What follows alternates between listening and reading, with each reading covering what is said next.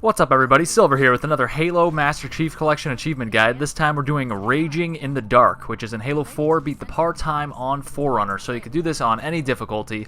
I suggest you do it on easy, just to make your life easier. And we run up to the pedestal here in the beginning of the level, and we insert Cortana, and there's a little cutscene that is skippable, so that's what I do here. And then we turn to the left, and there is a portal that opens up, and we gotta go through it, so just sprint on through. There's actually a way to have unlimited sprint in Halo 4. You can see that I'm running and then jumping and smacking and then running again. So what that's doing is giving me unlimited sprint. Basically, sprint works by you sprint and then jump and smack, and when you smack, it cancels out the sprint, so it starts recharging right away. But as you're sailing through the air, your speed does not decrease until you hit the ground again, and by that point, you've hit sprint again, so you just basically, in effect, have unlimited sprint throughout the whole game if you like.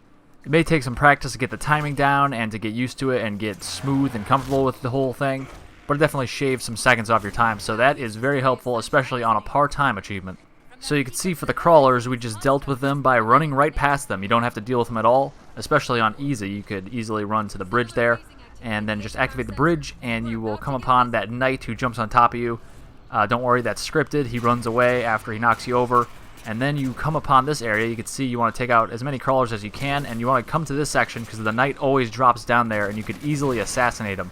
The Watcher will probably try to revive him like he did just there, and that makes him very vulnerable because he will not try to run away when you start firing at him, so I just tore into him with my assault rifle and cleaned up the crawlers in the area. Unfortunately, you do have to kill the crawlers and the knight and the Watcher. You can't activate this door until they're all dead, so this door will remain closed until you kill them all. Some other sections we could just run right by them without killing anything, and that will be the next section right here.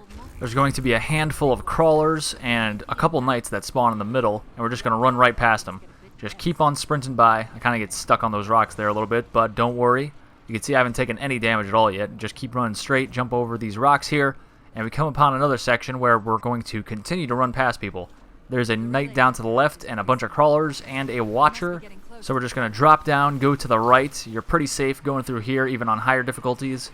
Just run along here, and you don't have to kill anybody in this section. The door is open, or it will open once you come upon it. There it goes, opening right now. Cortana gets all staticky because she's freaking out, and we just continue to the next section after a little bit of dialogue with Cortana. And then this door will open. There'll be a bunch of crawlers that come at you from the right. You just want to continue past them, kind of switch spots with them. And we're going to jump up on this rock and shoot at that sphere of light. 3 zoomed in shots with your light rifle will take it out. And there are 2 more spheres we need to blow up as well. So we're going to go at those. The next one is right up here.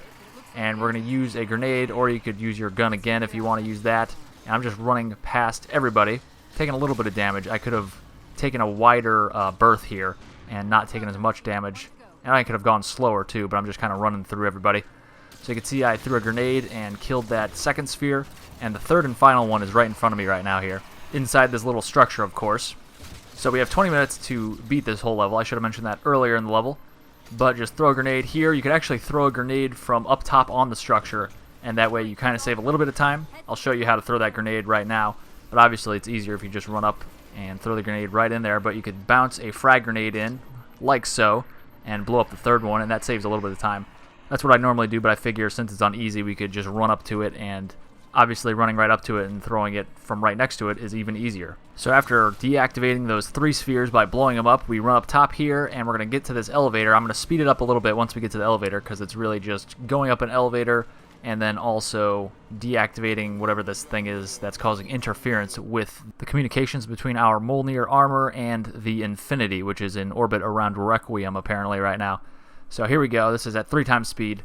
Obviously, you don't need to see this. You just go up and hit the action button, and it will take care of all that. But now we are at the beginning of the level. You can see the beam of light from the left is now deactivated. There's only a beam of light coming from the right towards that center structure. So we go through the portal on the right now, and we are at the kind of second main part of this mission. So we come upon some Prometheans and Covenant fighting in a big pit here. So we're just going to jump down into this hole. And remember to continue that infinite sprint glitch, and we will keep on moving through the whole level.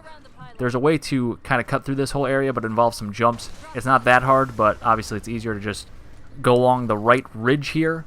You kind of want to hug the right wall as you come into this section and just go along the ridge.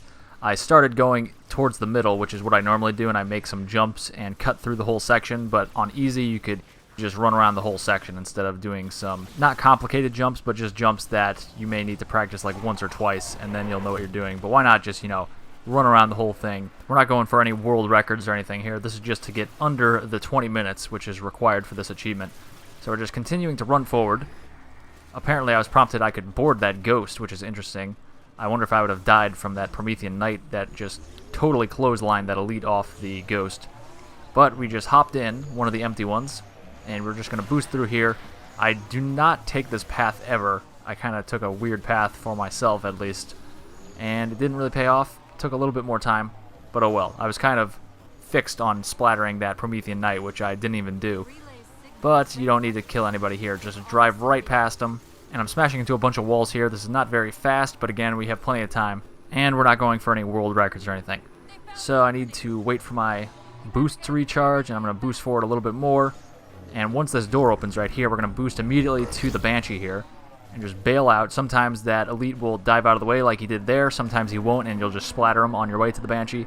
But just fly up into the air, and you want to Banshee bomb. So switch your gun from a plasma cannon to a Banshee bomb, which it's Y button for me. It depends on what controller layout or scheme you're using. But in any case, you can see I'm just Banshee bombing right into the section with the 3 spheres. It's kind of like the last section. You just need to blow up the 3 glowing spheres, and it will deactivate the door that prevents you from moving on to the next section. So if we didn't deactivate those things, there would be a door right in this, well, I guess I just set up this Banshee as a door. It's kind of blocking my path, but there'd be a door right here where I am now, if there was still those 3 spheres intact. But I skipped ahead. You saw me go up the elevator and activate or deactivate that beam of light the first time, so I figured I'd cut it out this time. No need to see me do it again, and you'll come upon this beginning section again, and we go through a portal in the middle of this section this time instead of on the left or right, and it brings us to the Didact's Cryptum, which is right in front of us, this big gigantic sphere which is housing him. And there's going to be 4 grunts and 1 jackal that are dropped off from that phantom. Just kill those guys real quick. I like to go to the left in this case because it is easier to run through, even though on easy it's probably equally as doable on the other side. But on higher difficulties I like to speed run by running to the left, but if I'm going through on Lazo I go to the right. So it depends on what I'm doing, and there's reasons for all that, but we won't get into that right now. Just run to the left, but if you run to the right, that's fine too, due to the difficulty that it's on. So we ran through that first section. You could actually jump on top of this crate to get up a little bit faster. You don't have to wait for that tiny little elevator type thing to bring you up. And you actually just run right through here as well. Just follow this path roughly. That's the best path to take. And then you just continue on, jump up here, and we'll just continue to run by everybody. And here we go. This last section, you could actually avoid a lot of these enemies, but since it's on easy, I'm just going to run right past them. There's a not difficult jump, but again, it's harder than just running on solid ground, because there's a gap you have to jump over and you might fall to your death if you miss it. Again, it's not too terribly hard, but why risk it?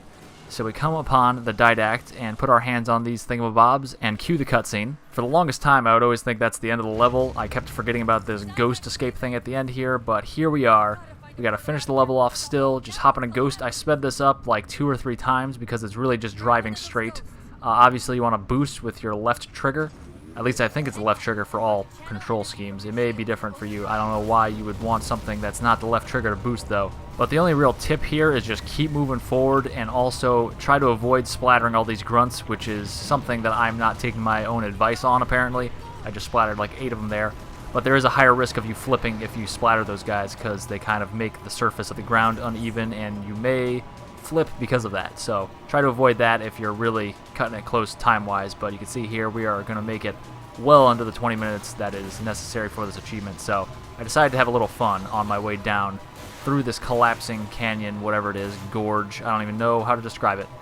But you can see here, a lot of this is just knowing where to go and the course itself. So if you've gone through this yourself at any point, you probably know what's going to happen. So just, you know, keep driving forward. I will invite you guys to subscribe to this channel. This channel is going to cover all the Halo achievements in all Halo games, whether it's 360, Xbox One, PC, or Windows Phone. And that includes all the really tough achievements like Lazo. I already have all the Lazo guides covered for the Master Chief Collection. and I have a ton of other stuff up, so I invite you to click like and subscribe, leave a comment, follow me on Twitter at HaloCompletion, and on Twitch at SilverScorpion4, and I will see you guys later for more Halo achievements.